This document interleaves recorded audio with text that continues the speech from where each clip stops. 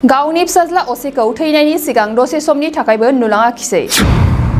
BTR गोरोबथाजों प्रमद बर'आ एनडिएफबिनो नंखाय खोथा होदों। खोथा होनाय बायदि मोनसेबो खामानिखौ मावफुङाखै। बे बाथ्राखौ बुंदों एनडिएफबि केडारनि नखरनि सुबुंफोरा। बाक्सा जिल्लानि सिङाव थानाय खाग्राबारि गामिनि कान्थेश्वर गयारिया दिनै सोरांसि समनि 3:25 रिंगासोआव रुंसारि जायो। बिथांनि फिसाज्लानि मुङा राजेन गयारि एबा जि रिफिखां रन्जन दैमारि दैदेननाय हानजानि लेङाइ आफादगिरि। बिथां जि रिफिखांआ 1996 मायथाइयाव एनडिएफबि हानजायाव हाबजेनदोंमोन। बिनि उनाव 2001 मायथाइयाव बांलादेशआव हमजायो आरो दा समाव गुवाहाटी सेन्ट्रेल जेलाव दङ। बिथांनि थाखाय साननैसो रेहाय बिदोंमोनब्लाबो गुवाहाटी सेन्ट्रेल जेला गनायथि होआखिसै। जायनि थाखाय थैनायजों जुजिबाय थानाय समावबो बिफाया खनले हांख्रायबायदोंमोनब्लाबो दसे समनि थाखायबो नुनो मोनलाङाखिसै गावनि आंगो फिसाज्ला राजेन गयारिखौ। नखरनि सुबुंफोरा जोबथेसालियाव थानांनाय राजेन गयारि बिथांखौ न'आव लाबोफिननो थाखाय बिटिआरनि गाहाय मावफुं सोद्रोमा प्रमद बर'निसिम गोख्रों रावजों खावलायहरदों। दिनैनिसोथ' देरसिन दुखुनि समय जानोनो हाया जिहेतु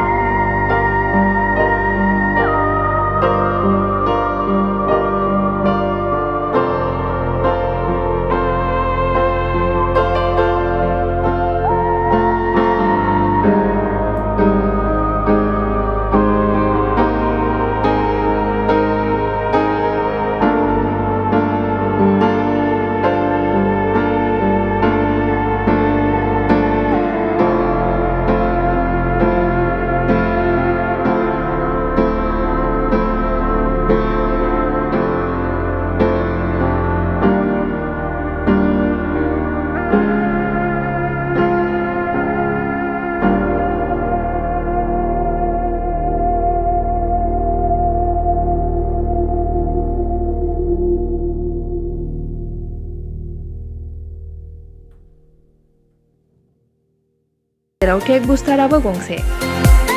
क'क्राझार जिल्लानि सिङाव थानाय सिएसटि फिसारि मावख'नि साखाथियाव थानाय खारगावआव बे टेक बुस्टारा दङ। बेयाव बयनिख्रुइबो मोजांसिन सोलोंथाय आरो नेम सोलिनाय गोग्गो थाखो खथानि सुबिदा दङ। सारा भारतनि गेजेराव सायख'जानाय बायदि सोलोंथाइजों सोमोन्दो थानाय फोरोंगिरिफोर दङ।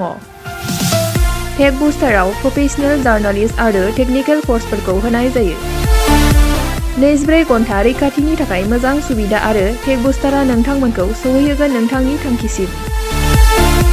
टेक बुस्टारा नोंथांनि सिमांखौ जाफुंसारनांगौनि थाखाय गांल' नङा, साहस आरो गोहोबो होगोन। सोलोंथाइ लाखांनायनि उनाव 100% प्लेसमेन्टनि खाबु दङ। सोलोंनो गोसो गुदुं बिथांमोना 9395695095 जानबुं नाम्बाराव जगाजग खालामनो हागोन।